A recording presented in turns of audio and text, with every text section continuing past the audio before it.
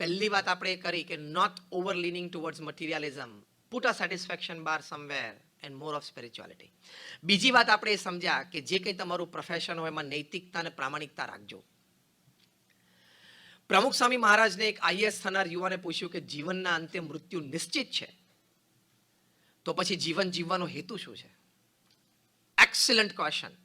And Pramukh Swami Maharaj, without a second's delay, spontaneously out of his experience and wisdom, પ્રમુખ સ્વામી મહારાજ બોલ્યા કે જીવન જીવવાના 5 હેતુ છે.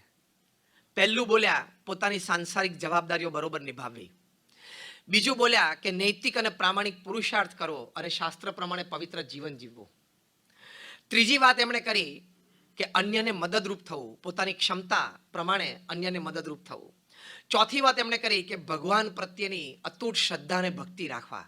અને પાંચમી વાત એ કરી કે પોતાના આત્માનું કલ્યાણ કરવું. આ 5 વાત બને તો જીવન તમે જીવ્યા કહેવાય. Only then you lived a human life. If you are not focused on these 5 things, it's a cat life, donkey life and dog life. આ 5 ઉપર ફોકસ ના રહે. પ્રવૃત્તિ બધી કરીએ. તમે કોઈ પણ વ્યવસાયમાં કામ કરો, કોઈ પણ જગ્યાએ દુનિયામાં રહો, your focus must be on this 5 principal points. તો તમે human life ડિગ્નિફાઈડ, human life with morals and સ્પિરિચ્યુઅલ્સ તમે જીવ્યા કહેવાય. તો પોતાની સાંસારિક જવાબદારીઓ બરોબર નિભાવી. જે પહેલી વાત કરી એમાં તો આપણે આ વાત થોડીક સમજ્યા કે પોતાના વ્યવસાયમાં પુરુષાર્થ નૈતિક અને પ્રામાણિક કરવો. બીજી અગત્યની વાત એમાં આવે છે સાંસારિક જવાબદારીઓ બરોબર નિભાવવામાં કે આપણે પરિવાર માટે પણ યોગ્ય સમય આપવો, થોડું બેલેન્સથી જીવતા શીખવું. 4 શનિ રવિ કાઢી નાખો મહિનામાંથી, એટલે 24 દિવસ તમારા વર્કિંગ હોય છે. આપણે એક નોર્મલ ગણતરી કરીએ છીએ. 4 વીકેન્ડ્સ તમે કાઢી નાખો ને if you are working 5 day week તો તમારી પાસે 24 દિવસ વર્કિંગ છે. 24 માંથી 4 દિવસ તમને રાત્રે 9:30 પછી આવવાની છૂટ, કામ વધારે હતું. બાકીના 20 માંથી પણ 4 દિવસ તમને રાત્રે 8:30 પછી ઘરે આવવાની છૂટ, કારણ કે ટ્રાફિક વધારે હતો. બાકીના 16 દિવસ if you cannot come back to your family by 7:30, let me tell you on face that you are a very poor manager of time and work.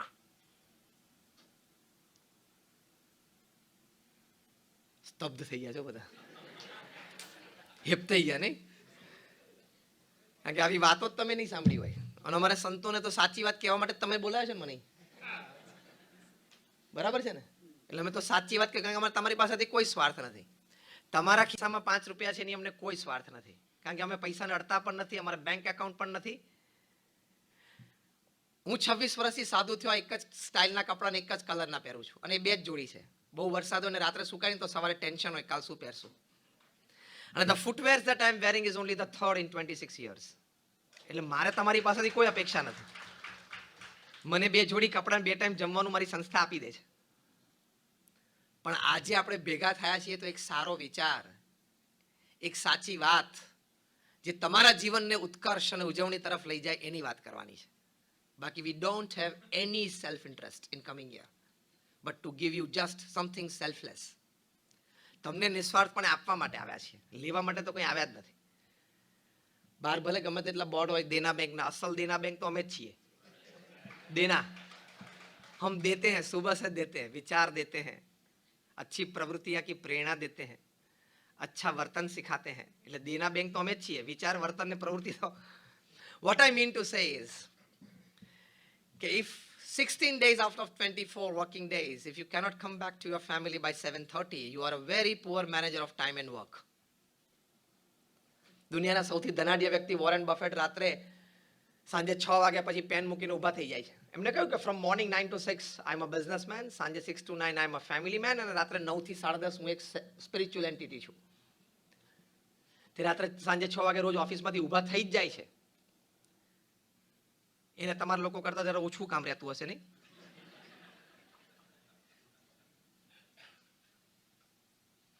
$100 billion investment છે, મિલિયન નહીં, બિલિયન.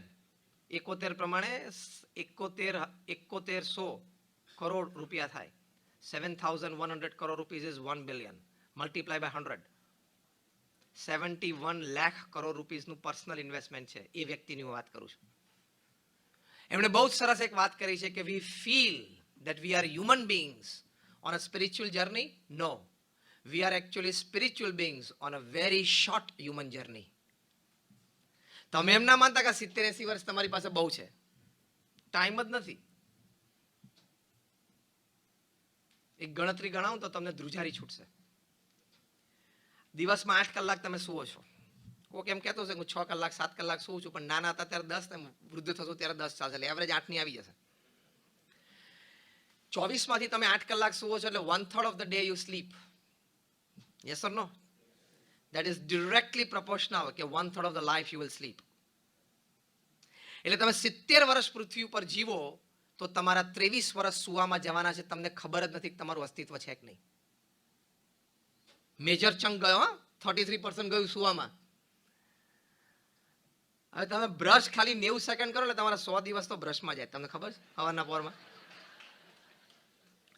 હવે તમારા અરીસાની સામેના time હું ગણાવતો નથી. અને અરીસાથી દૂર થયા પછી અરીસાના વિચારો જે ચાલુ રહે એનો પાછો ટાઈમ જુદો. એ કયો ખબર છે? Every person when he is standing in front of the mirror, whether the gentleman or the lady, એ અરીસાની સામે ઉભા એટલે દરેકને એમ થાય કે જો ભગવાને 10% જો ગોઠવી આપ્યું હોત ને મને અહીંયા, તો હું એકાદા વુડમાં ચાલી જાત. બોલીવુડ, કોલીવુડ, ટોલીવુડ, ફોલીવુડ, જેટલા વુડ છે પૃથ્વી ઉપર, લાકડા, જેટલા લાકડા પૃથ્વી ઉપર છે ને, વુડ્સ બધા, એને વુડ્સ કહેવાય. જેટલા વુડ્સ પૃથ્વી પર છે ને એમાં એક જ જગ્યાએ ચાલી જાત. એવું દરેકને અરીસા સામે થાય છે. તમે ભલે અત્યારે હા ના પાડો, કાલે અરીસા સામે ઊભા ઊભા વાત કરશો ને એટલે યાદ કરજો, તમે તમારી જાતને કહેશો કે હા વાત તો સાચી હતી ગઈકાલે. દરેકને એમ થાય કે જો ભગવાને સહેજ આમ ગોઠવી દીધું હોત ને તો આપણે પણ વુડ્સમાં ચાલી જાત. પણ એ ભગવાને નથી ગોઠવ્યું, કારણ કે નીચે થિયેટર ને સ્ટેડિયમ ભરવા છે નથી. બધા જો સ્ક્રીન ઉપર ચડી જાય તો ત્યાં એટલો સમાવેશ નથી, ત્યાં એટલી જગ્યા નથી. આર્થિક રીતે પણ એવું છે. Everybody cannot become Mukesh Ambani, Mittals or રુયાઝ.